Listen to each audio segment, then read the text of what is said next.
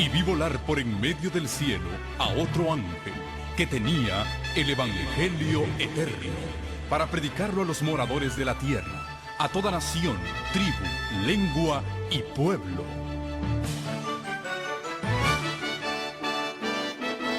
Con ustedes su programa cristiano con temas bíblicos de actualidad. Un programa que trae al mundo la verdad presente. Este es el Evangelio Eterno.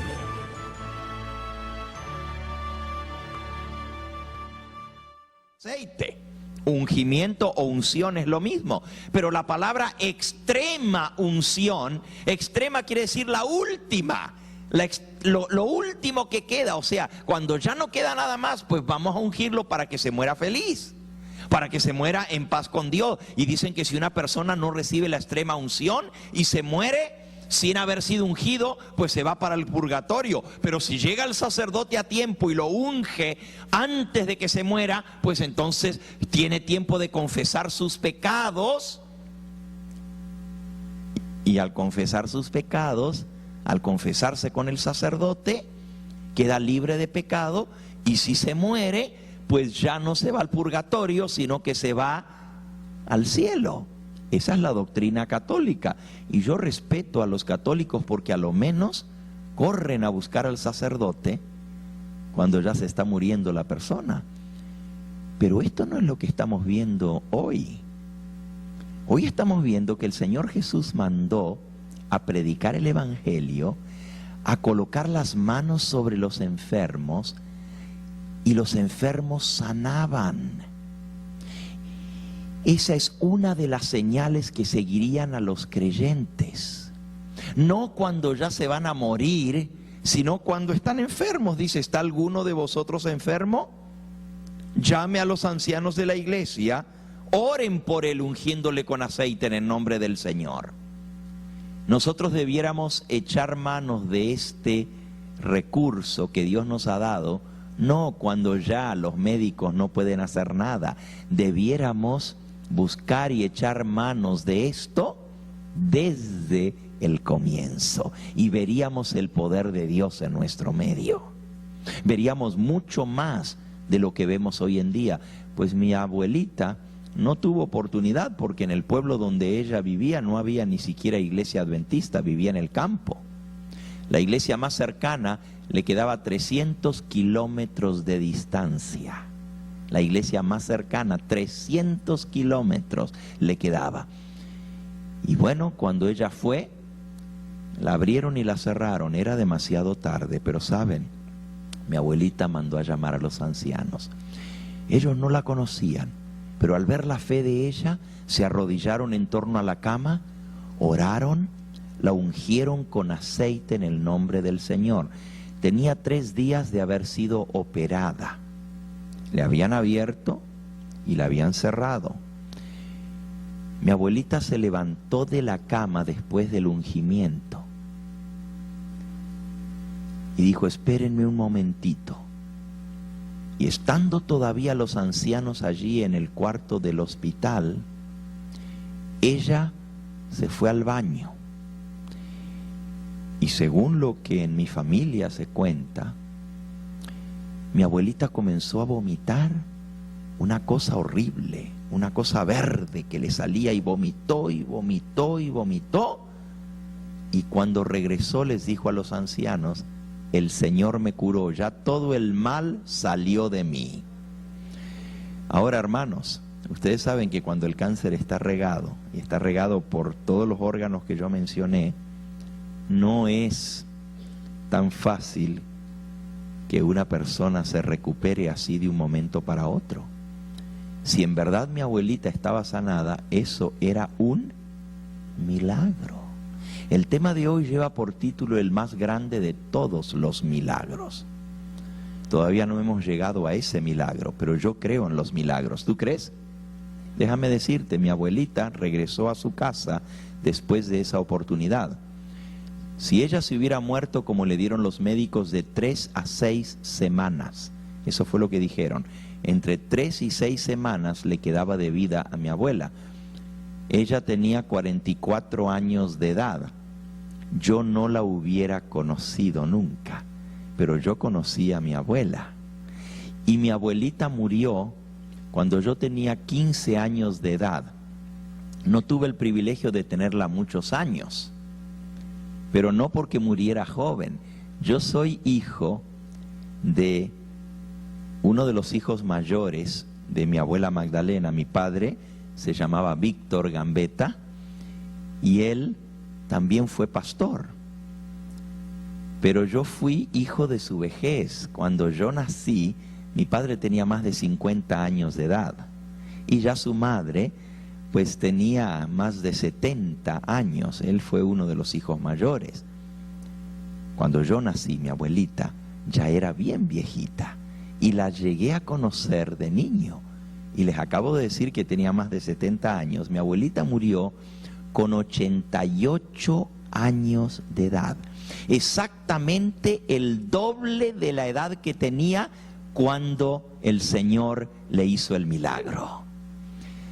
Tenía 44 años y se murió de 88 años. Imagínense, vivió no 6 semanas, ni 6 meses, ni 6 años, sino que llegó a vivir 44 años más y se murió, y no fue de cáncer que se murió. ¿Saben? Unos meses más tarde, después de ese milagro que Dios hizo, llegó una carta allá al lugar donde ellos vivían, en La Pampa de la Argentina, del hospital, y el médico escribía pidiendo que mandaran la fecha de defunción de la paciente Magdalena Bellone de Gambetta, porque querían cerrar el expediente en el hospital. Mandaron a pedir la fecha de defunción de la persona. Yo no sé si alguna vez ellos contestaron la carta, pero sé que en mi familia la carta la guardaron por mucho tiempo, porque yo llegué a ver esa carta muchos años más tarde, donde decían, miren, mandaron a pedir que cuando me había muerto, y aquí estoy, decía mi abuela, todavía no me muero porque el Dios del cielo hizo el milagro. Eso pasó en mi familia, pero no fue solamente mi madre mi abuela que Dios curó, también fue mi padre. También lo ungimos con aceite en el nombre del Señor. Y no les voy a contar toda la historia de mi padre, pero solamente les menciono esto porque yo creo en los milagros. Y yo creo que hay un Dios que todavía hace milagros y todavía quiere seguir haciendo milagros en favor de sus hijos. Mi padre tuvo un derrame cerebral.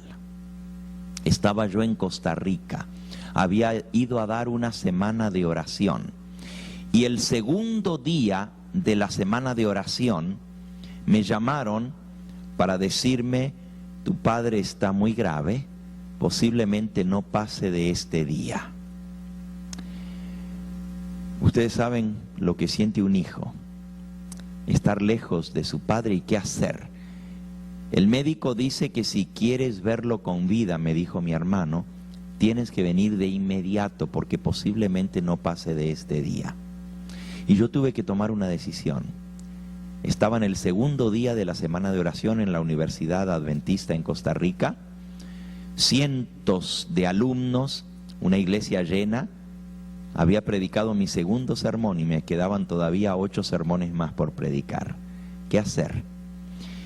Y esas son decisiones muy difíciles porque la muerte de un padre sucede una sola vez. Y el hijo quisiera estar a su lado. Pero yo me pregunté, ¿qué me diría mi padre si yo le pudiera preguntar a él qué hago? Y yo sé que mi padre me hubiera dicho, primero cumple lo que Dios te ha dado y después lo demás. Primero Dios y después lo demás. Eso me decía siempre mi padre.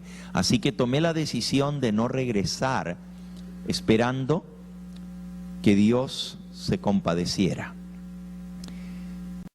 Pasó toda esa semana y mi padre siguió entre la vida y la muerte. Le dieron una medicina para detener el sangrado que él tenía en la cabeza. Le hicieron todos los exámenes, los scan, y descubrieron que no se había rupturado una arteria del cerebro, sino 2. En 2 lugares estaba sangrando. Le dieron una medicina coagulante para coagular la sangre, la herida, para que no siguiera sangrando, porque si no su cerebro se llenaba de sangre y la presión lo iba a llevar más rápido a la muerte. La medicina que le dieron dio resultado, dejó de sangrar el cerebro, pero le coaguló la sangre, le formó un coágulo, y ese coágulo se le formó en la pierna y fue subiendo, y cuando el coágulo llegó, se alojó a la entrada de los pulmones y le produjo un colapso pulmonar. Eso se llama una embolia. Ese coágulo, se había coagulado la sangre por la medicina que le habían dado, entonces tuvieron que darle otra vez medicina para disolver el coágulo. Y al disolver el coágulo se disolvió también en el cerebro y comenzó a sangrar otra vez el cerebro. La condición de mi padre era caótica, tendría que haberse muerto. Con todo eso, todavía le da un paro cardíaco y tuvieron que resucitarlo. Con la máquina tuvieron que volverlo otra vez haciéndole un shock.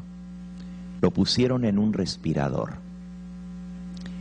Y cuando yo regresé me encontré a mi padre en una máquina respirando por él, no respiraba por sí mismo.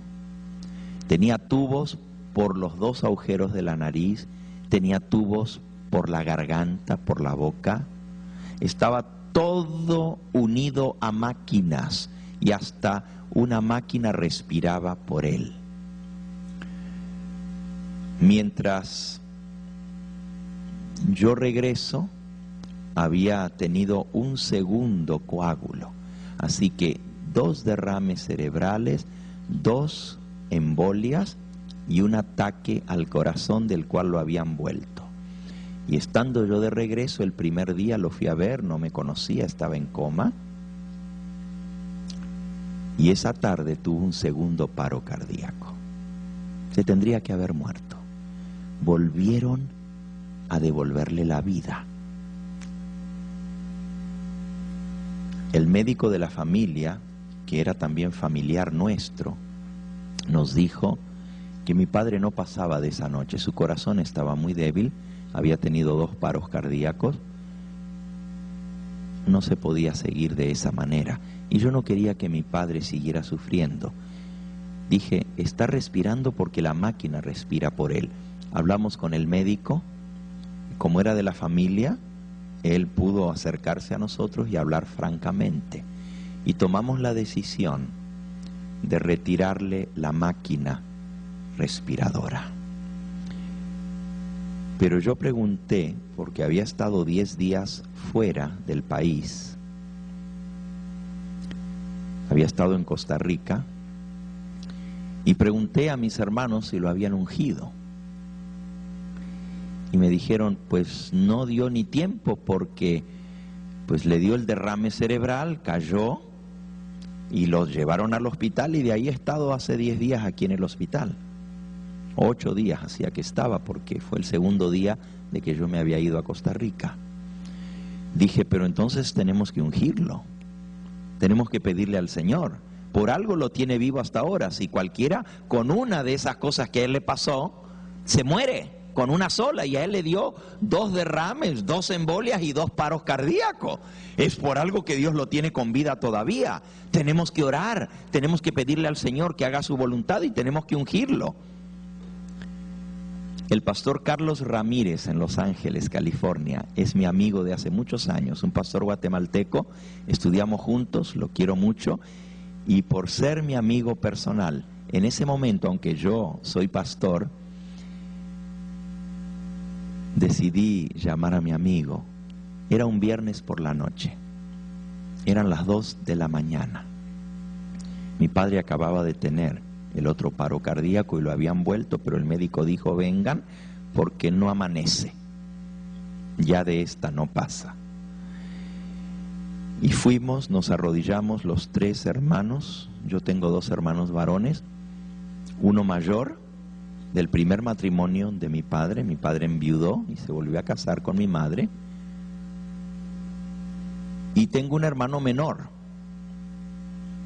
Él vive aquí cerca de San José, a 1 hora de aquí.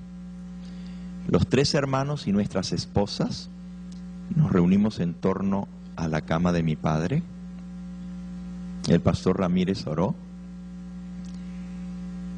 pero habíamos tomado la decisión de desenchufar la máquina. Así que, terminando la oración, nos hicieron salir y se desenchufó la máquina de respirar. Sabíamos que podía ser el fin, pero sin embargo mi padre siguió respirando solo. Cuando le quitaron los tubos de la máquina, yo estaba al lado de la cama, abrió los ojos y todavía tenía el tubo aquí en la boca. Le habían quitado los tubos de la nariz para la respiradora. Abrió los ojos y con el tubo en la boca dijo, gracias, y volvió a cerrar los ojos. Eran las 2:30 de la mañana, sábado. Yo tenía que predicar en la iglesia de Hollywood por la mañana. Así que me fui a descansar tranquilo, que él estaba en las manos del Señor. Pero antes de ir a la iglesia, pasé por el hospital adventista, nosotros vivíamos cerquita de allí. Pasé a ver cómo estaba mi padre a eso de las 8 de la mañana. Y cuando entro, estaba sentado, incorporado en la cama, y lo primero que me dijo es, ¿cómo te fue en Costa Rica? Yo no lo podía creer. Que su mente estuviera bien. Claro, tenía su boca torcida, pero yo sé que Dios hizo un gran milagro, porque el médico había dicho que no pasaba de esa noche. Él no podía respirar por sí solo, y cuando lo ungimos con aceite en el nombre del Señor, terminando la oración, él dijo gracias, como que él se dio cuenta y entendió lo que le estábamos haciendo, aunque pensábamos que él estaba en coma. Dios hizo el milagro tan grande que a la mañana siguiente me dice, ve a la iglesia que vas a llegar tarde, los hermanos te esperan. Pero antes de eso, por favor, diles, me tienen muerto de hambre aquí, que me traigan algo de comida. Después de haber salido la noche anterior de un paro cardíaco que lo resucitaron, ahora estaba pidiendo comida. Yo le di gracias y alabé el nombre de Dios, porque sabía que si estaba pidiendo comida, era que ya estaba mucho mejor. Y mi padre salió del hospital, llegó a caminar otra vez y llegó a recuperarse totalmente, y todavía nos acompañó en Costa Rica, vivió con nosotros. Francisca se acuerda de él. Al principio andaba rengueando todavía porque tenía, y luego ya hasta tiró el bastón y ya no lo necesitó más, y andaba con nosotros de arriba para abajo. Un milagro que Dios hizo en mi familia. Es cierto, Dios hace milagros, y yo creo en el poder de los milagros. Yo creo también en el poder que Dios ha dado a sus seguidores de sacar fuera demonios. Francisca, que está aquí, sabe de otra historia, no la voy a contar en esta noche, donde un endemoniado maldijo los cassettes del pastor Gambetta, y maldecía de tal forma los cassettes con unas palabrotas tan horribles, pero Dios hizo el milagro de librarlo de los demonios. Yo he visto muchas historias en mi vida, he visto a personas sanadas en la ciudad de Los Ángeles, California, en la iglesia del White Memorial, al lado del hospital adventista. Tuvimos una reunión, una iglesia mucho más grande que esta, y en ese día yo invité a aquellos que querían que oráramos por ellos. Si había algún enfermo en nuestro medio, que vinieran, que íbamos a orar. Y una madre pasó adelante. A la salida me dijo, necesito que ore por mi niño, tiene 8 años y tiene leucemia. Fuimos a la casa, oramos por ese niño, y años más tarde me lo encuentro ya un muchacho grandote de 16 años, y me dice la madre, este es el niño que usted ungió, el Señor lo sanó, y me contó la historia. Lo llevó al próximo examen, porque el niño estaba bastante mal, ya se le había caído todo su cabello, estaba en tratamiento, y los médicos dijeron que no tenían manera de atacar esa leucemia, porque era una leucemia fulminante. Y sin embargo, en el próximo examen que fue después de haber sido ungido, no le encontraron ni una célula cancerígena. No tenía más leucemia. El niño Dios lo sanó. Yo creo en los milagros. Yo creo que Dios todavía quiere hacer milagros en nuestro medio. Lo que nos falta a nosotros es la fe. Pero yo quiero que vuelvan a San Lucas en el capítulo 10, porque vamos a hablar del más grande de todos los milagros. Dice San Lucas en el capítulo 10 y en el versículo 17, volvieron los 70 con gozo, diciendo, Señor, aún los demonios se nos sujetan en tu nombre. Y hablando de demonios y de milagros, el tema de mañana por la noche es engaño satánico o prueba del poder divino. Vamos a hablar de los milagros, porque hay milagros verdaderos y hay milagros falsos. Y yo te hago solo esta pregunta en esta noche para que veas cuán importante es lo que vamos a ver mañana. Si tú estuvieras enfermo, ¿qué escogerías? ¿Morir antes que ser sanado por el diablo? ¿O preferirías ser sanado por el diablo y vivir? ¿Tú sabes que el diablo también sana? ¿Tú sabes que el diablo también hace milagros? ¿Tú sabes que hay millones de personas que hoy en día están siendo engañadas por falsos milagros? Pero si tú le pides a Dios que te sane y no te sana, y escuchas que hay alguien que tiene el poder para sanar, porque muchas personas han sido sanadas, ¿no llevarías a tu hijo, a tu hija, o a tu madre, o a tu padre para que lo sane? ¿Preferirías morir antes que ser sanado por el diablo? ¿O preferirías sanar, aunque sea por el diablo, con tal de seguir vivo? ¿Qué escogerías? De eso vamos a hablar mañana por la noche, de los milagros verdaderos y los milagros falsos.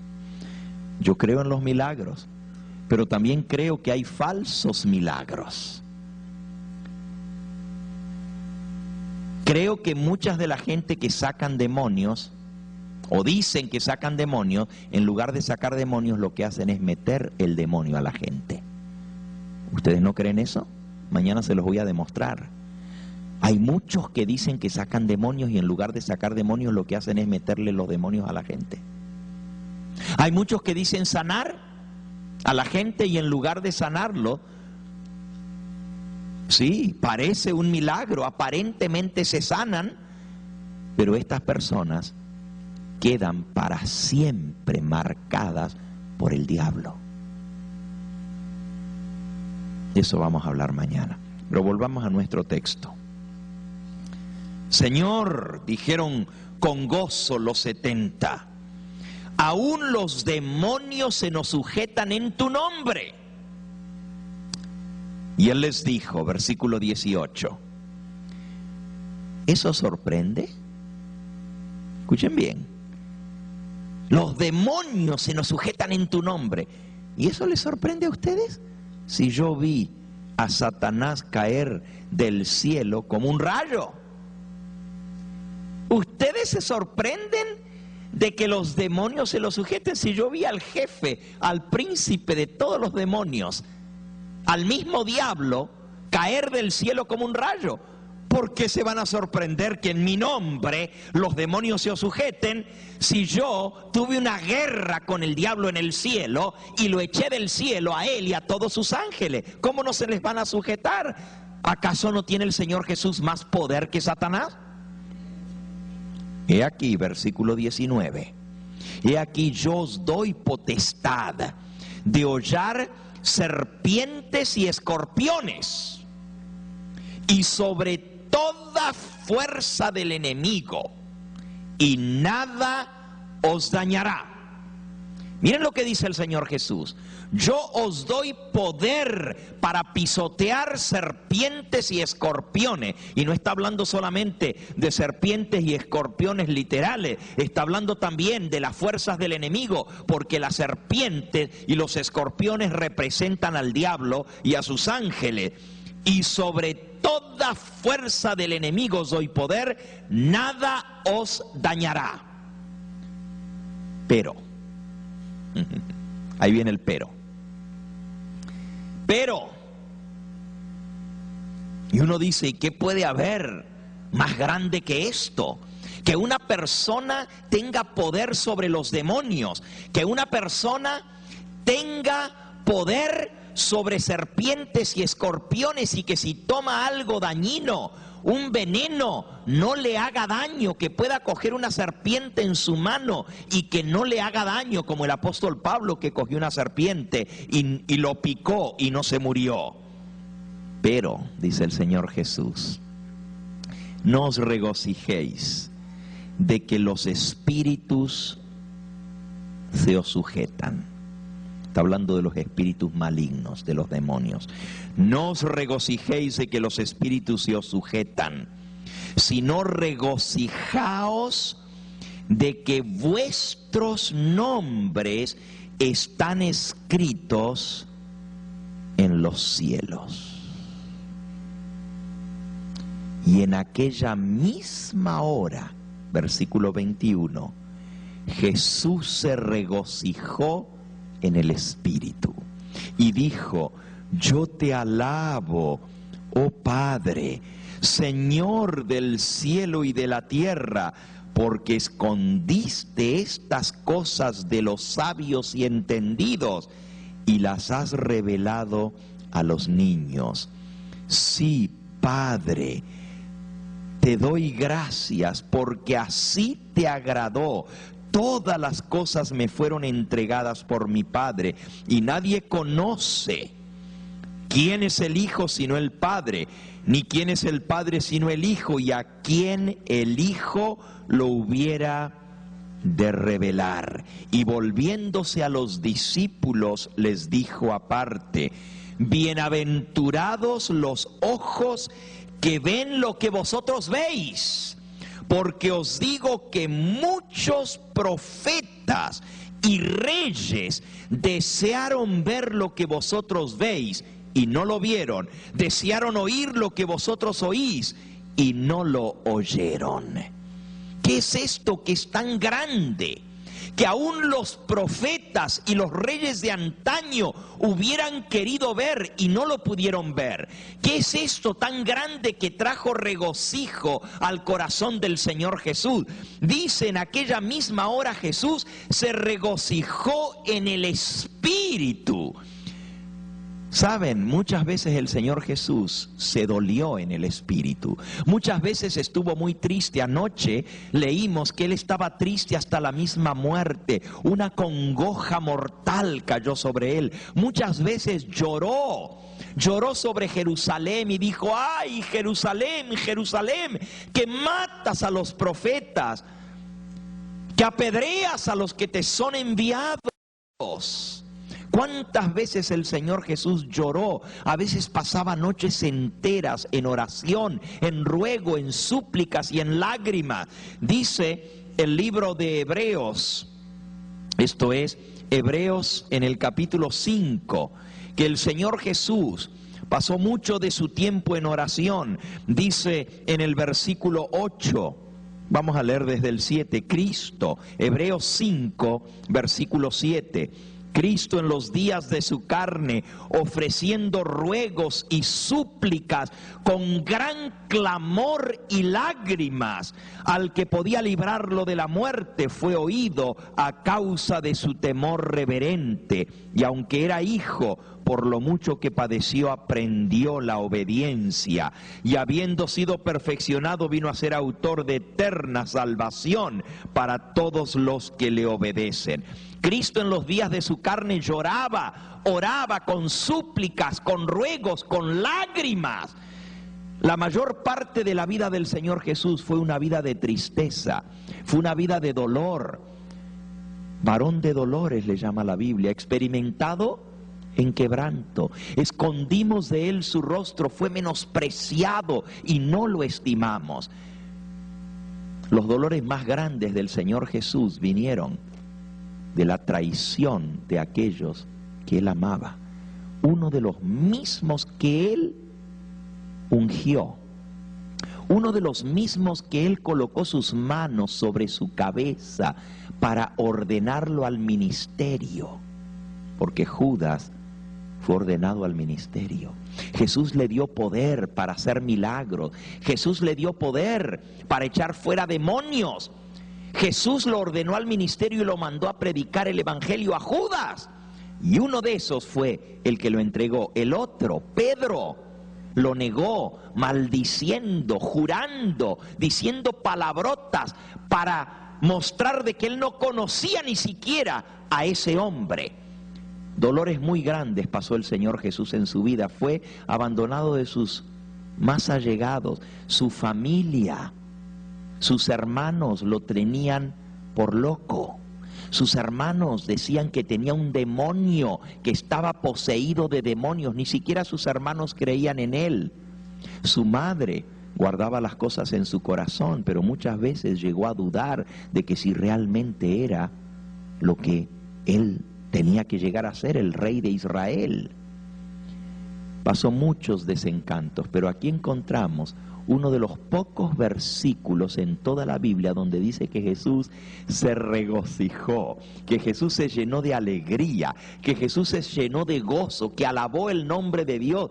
Y escuchamos las palabras de gozo y de alegría del Señor Jesús, diciendo: te alabo, oh Padre, te doy gracias, Señor del cielo y de la tierra, porque escondiste estas cosas de los sabios y entendidos y las has revelado a los niños. Sí, Padre, porque así te agradó. ¿Qué es eso tan grande? ¿Qué es eso tan maravilloso? ¿Qué es eso tan hermoso que Dios reveló a los niños y que los sabios no entienden? Dice, no se gocen, no se regocijen de que los demonios se os sujetan en su nombre.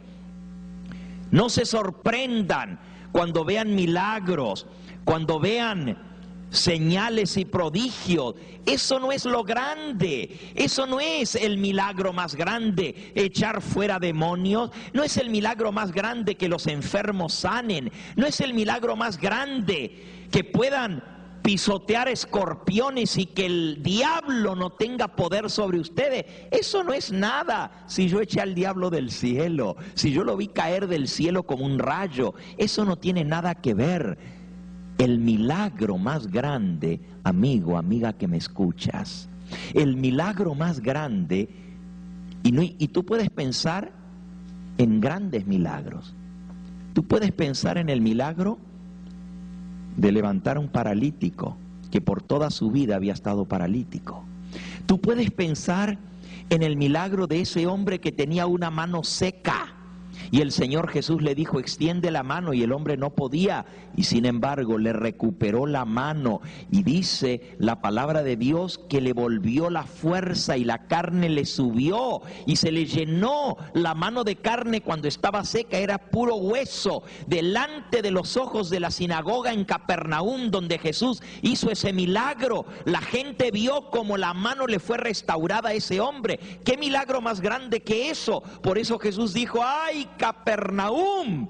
Porque si en Tiro y en Sidón se hubieran hecho los milagros que se hicieron en medio de ti, ellos estarían glorificando a Dios y se hubieran arrepentido en saco y ceniza. Pero en Capernaum muy pocos creyeron en Él. En Nazaret, donde Él se crió, no pudo hacer ni un solo milagro, dice la Biblia. Ni un solo milagro, porque la gente era incrédula. Decía, pero ¿quién se cree este? Si ese es el que nosotros conocemos, ese es el hijo del carpintero que vive allá a la bajada del cerro. Si ese es el hijo, mire si ahí andan sus hermanos y sus hermanas. Este ahora viene a hacer milagros aquí, ¿desde cuándo? Y por la falta de fe de la gente no pudo hacer un solo milagro en Nazaret. Pero en los pueblos de alrededor fue donde más milagros se hicieron y sin embargo donde menos personas se convirtieron. ¿Ustedes creen que la conversión viene por ver milagros? Miren, si nosotros hubiéramos anunciado estas reuniones que estamos teniendo por radio, por televisión, y hubiéramos dicho, viene un pastor que viene a hacer milagros y viene a sanar la gente, y traigan a los paralíticos, y traigan a los cojos, y traigan a los ciegos que se van a ser sanados, yo les aseguro que ni esta iglesia que estamos hoy entraba la gente aquí. Porque la gente va a ver a donde hay milagro, andan buscando lo sobrenatural, andan buscando el milagro. Y usted ve que las iglesias que supuestamente hacen milagros están llenas.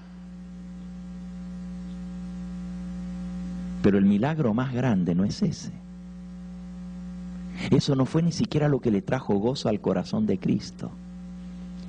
Dice, Padre, yo te doy gracias porque escondiste esto de los sabios y entendidos y lo has revelado a los niños. ¿Cuál es el milagro más grande? ¿Tú lo entiendes? ¿Tú entiendes cuál es el milagro más grande? Que no es... Y piensa en el milagro más grande. ¿Cuál sería el milagro más grande para ti? ¿Darle vista a un ciego? ¿Ese sería el milagro más grande? ¿O sería levantar a un cojo o un paralítico? O algunos dicen el milagro más grande tiene que ser resucitar a un muerto. Ahí sí yo creería. ¿Ustedes creen que la gente creería viendo a un muerto resucitado?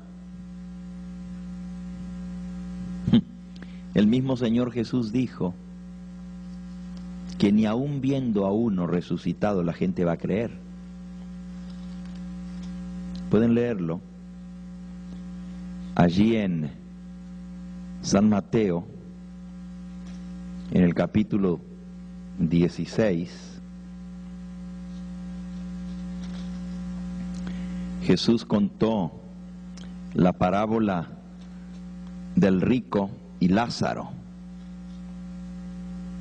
Y aunque no vamos a estudiar esa parábola, es San Lucas, capítulo 16. La parábola del rico y Lázaro. Pero miren las palabras que dijo el Señor Jesús.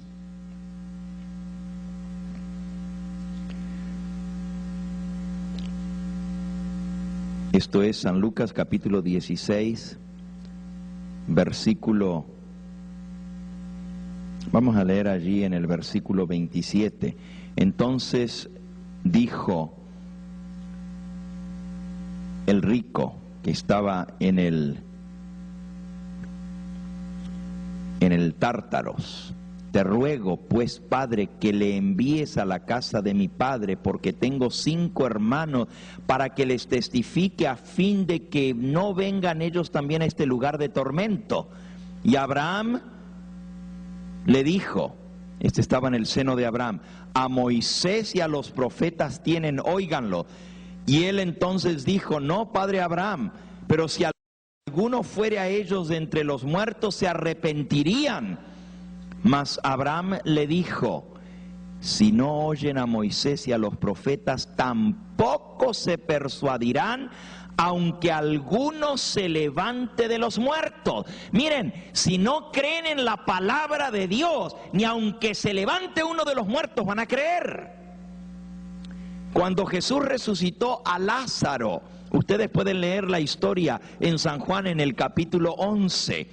Dice que Jesús oró Padre, te doy gracias. Eso es San Juan capítulo 11, versículo 41. Quitaron la piedra de donde había sido puesto Lázaro el muerto. Y Jesús, alzando los ojos en alto, dijo: Padre, te doy gracias por haberme oído. Yo sabía que siempre me oye, pero lo dije por causa de la multitud que está alrededor, para que crean que tú me has enviado.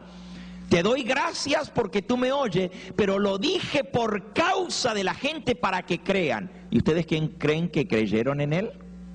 Oh, la Biblia dice que esa misma gente que estuvo allí y vieron cuando Jesús resucitó a Lázaro, si dan vuelta a la página, en el capítulo 12, dice: gran multitud, versículo 9, de los judíos supieron entonces que Jesús estaba allí, y vinieron no solamente por causa de Jesús, sino también para ver a Lázaro, a quien había resucitado de los muertos. La gente hoy en día quiere ver a uno que resucitó de los muertos.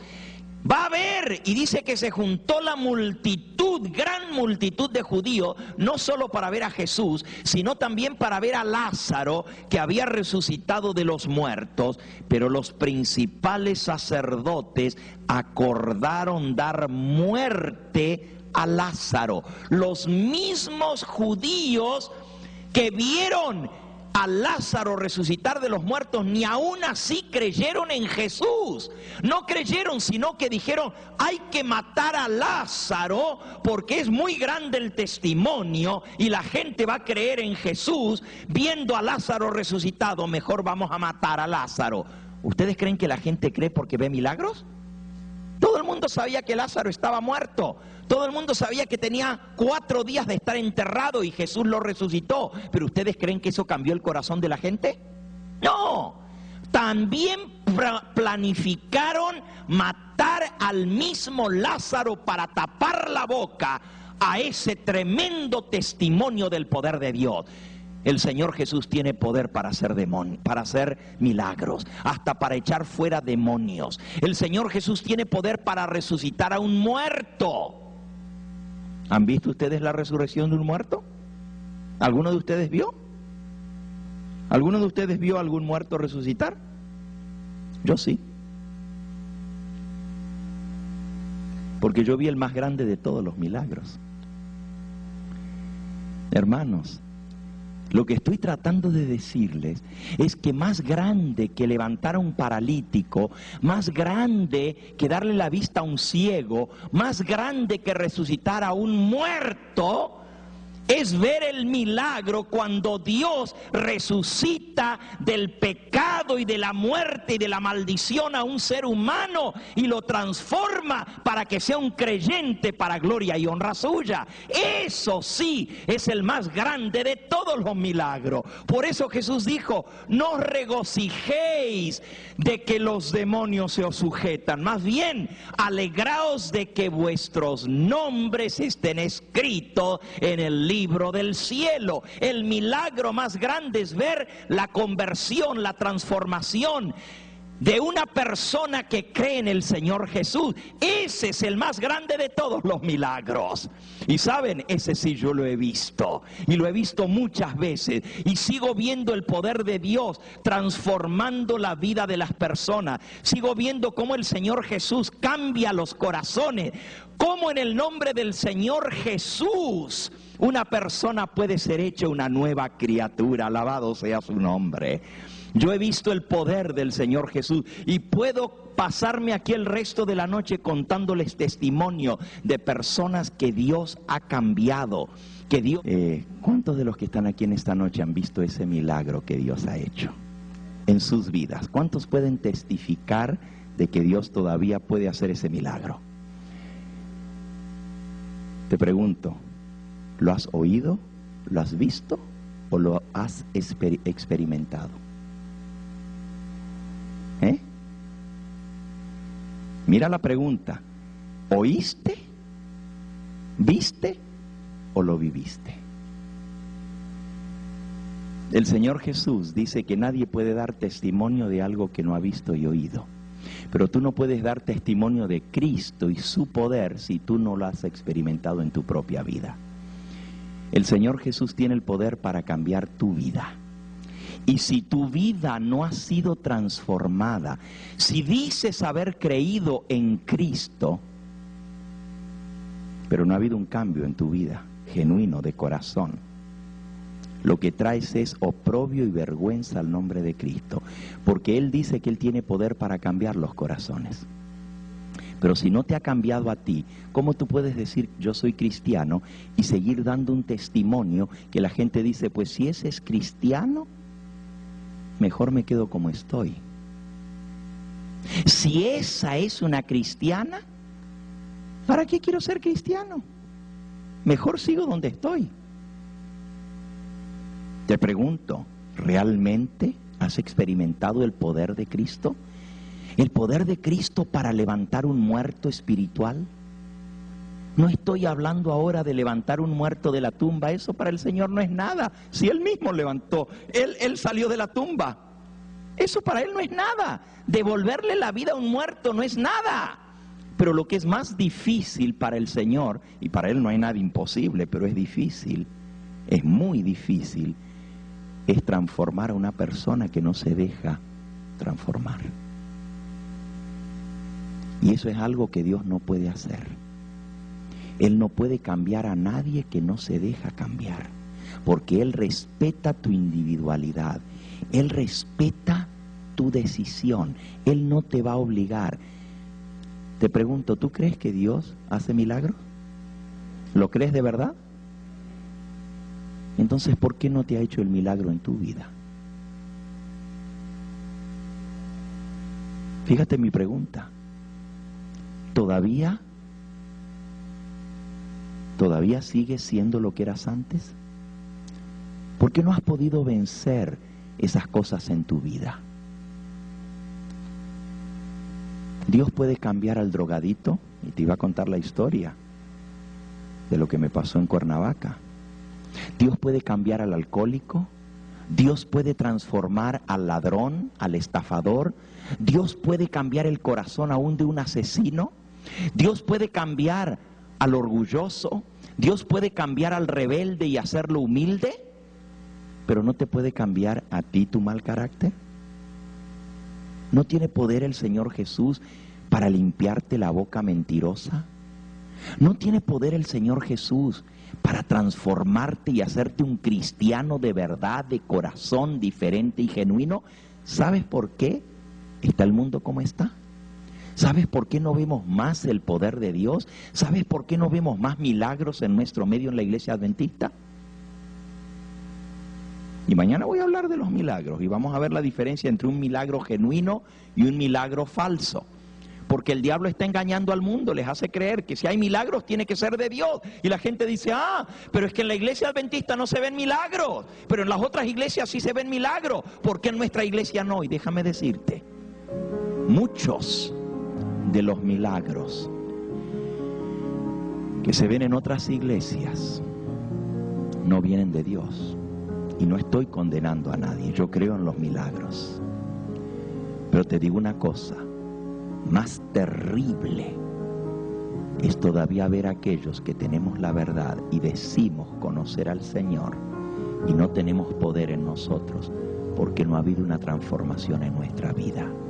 Lo que el Señor Jesús está esperando es cambiarte a ti primero. Si no hace el milagro en tu vida primero, no puede hacer ningún otro milagro. ¿Tú quieres que el Señor te use para que poniendo las manos sobre un enfermo se sane? Dios no te puede usar mientras tú no estés consagrado a Él y transformado. Tú tienes que poder dar testimonio de que tu nombre está en el libro del cielo. Tú tienes que poder dar testimonio de que Él en verdad te cambió a ti. ¿Dónde vas a tener poder para poder hacer un milagro con otros si ni siquiera Dios ha hecho ese milagro en tu vida porque tú no se lo has permitido? ¿Quieres pedirle en esta noche que el Señor haga ese milagro? ¿Quieres pedirle que el Señor en verdad haga un gran milagro en tu vida? Un milagro tan grande que los demás van a decir, ¿qué le pasó a Juan? ¿Qué le pasó a María? Es una nueva persona, ya no es igual que antes.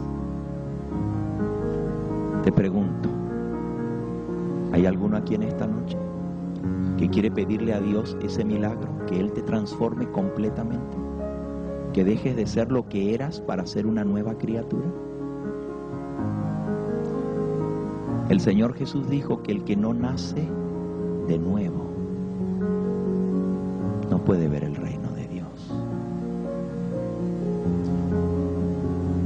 Y si nosotros no experimentamos ese cambio en nuestra vida, no importa que nuestro nombre esté en el libro de la iglesia, no vamos a entrar al reino de los cielos. Porque Jesús dijo que el que no nace del agua y del Espíritu no puede entrar al reino de Dios. Él quiere transformarte. Él quiere hacerte una nueva criatura. Y Él tiene el poder para hacer ese milagro si tú tienes la fe para creer. ¿Lo crees? Pues vamos a ir de rodillas y vamos a pedirle al Señor que Él haga exactamente ese milagro en esta hora. Nuestro amantísimo Padre y Dios, bendito y glorificado sea tu nombre. Padre Santo, en esta noche tú nos has hablado a través de tu palabra. Nos damos cuenta, Señor, que tú eres el mismo Dios, que tú puedes seguir haciendo milagros hoy en día como lo hiciste en el pasado. Tu mano no se ha cortado para salvar. Tu brazo no se ha retraído para dejar de hacer obras poderosas. Sigue siendo el mismo Dios y todavía tienes el poder para sanar, para curar, para echar fuera demonios. Tú eres el mismo Dios. Pero Señor, el problema está en nosotros. El problema está en nuestra falta de fe, en nuestra incredulidad, en nuestra mundanalidad. Reconocemos, Señor, que no somos lo que debiéramos ser porque no tenemos la fe para creer que tú nos puedes transformar. Nos conformamos con una vida cristiana mediocre, nos conformamos con un carácter defectuoso y no nos damos cuenta que tú tienes el poder para transformarnos. Perdónanos, Señor, por nuestra falta de fe. Háblanos a nuestro corazón, muéstranos nuestros errores y pecados, ayúdanos a reconocerlos y a públicamente poder sacarlos de nuestra vida para que el mundo conozca que en verdad tú eres nuestro Dios, que eres un Dios todopoderoso y que así como tú cambiaste a tantos otros, también nos puedes cambiar a nosotros. Te pido, Señor, en esta hora, que tu Espíritu Santo entre en cada corazón. Sabemos que tú no moras en la inmundicia. Por eso te pedimos que nos limpies con la sangre de Cristo Jesús. Quita, Señor, de nosotros todo lo malo y haznos nuevas criaturas. Tú prometiste dar tu Espíritu Santo a aquellos que te lo piden de todo corazón. Si hay algo que queremos, Señor, es tener tu Espíritu. Porque no podemos tener tu poder sin tu Espíritu. ¿Y de qué nos sirve el poder en nosotros si no tenemos el carácter de Cristo? Por eso te suplicamos que hoy vengas a nuestro ser y que hagas ese cambio en nuestra vida. Ayúdanos a entender cómo se hace y que en el día de mañana, cuando veamos ese poder, cuando veamos y reconozcamos aquello que los niños pueden entender, pero que los sabios y entendidos no entienden, que tú nos des ese poder para gloria y honra tuya. Despídenos con tu bendición. Bendice a cada persona que en este día te ha aceptado, te ha invitado a entrar en su vida y séllanos con tu Espíritu Santo. Despídenos, pero no de tu presencia, en el nombre precioso de Jesús. Amén, Señor. Amén. Este fue el Evangelio Eterno, su programa cristiano de actualidad bíblica, trayendo al mundo la verdad presente. Y vi volar por en medio del cielo a otro ángel que tenía el Evangelio Eterno, para predicarlo a los moradores de la tierra, a toda nación, tribu, lengua y pueblo.